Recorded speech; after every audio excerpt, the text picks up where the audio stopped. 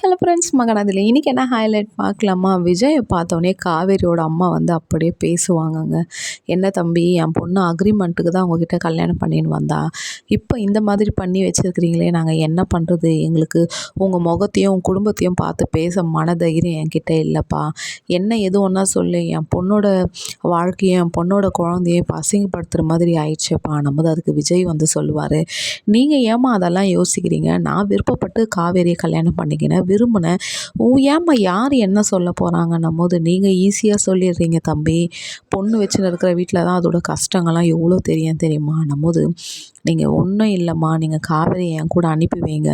காவேரியை நான் நல்லபடியாக பார்த்துப்பேம்மா போது, நான் எப்படிப்பா நம்பி அனுப்புறதுன்னும் போது, ஏன் என் கூட நம்பி அனுப்ப உங்களுக்கு என்ன பயம்? ஏன் என் தாத்தாவும் பாட்டி என் சித்தியெல்லாம் எப்போ காவேரி வருவாங்கன்னு ரொம்ப ஆவலோடு எதிர்பார்த்துன்னு இருக்கிறாங்க.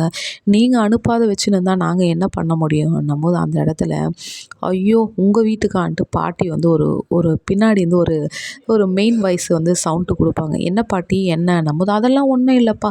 காவேரி வந்து அதெல்லாம் ஒன்றும் இல்லை விஜய். காவேரியை பார்த்து விஜய் முறைப்பார். காவேரி, நீ கொஞ்ச நேரம் அமைதியாக இருக்கிறியா?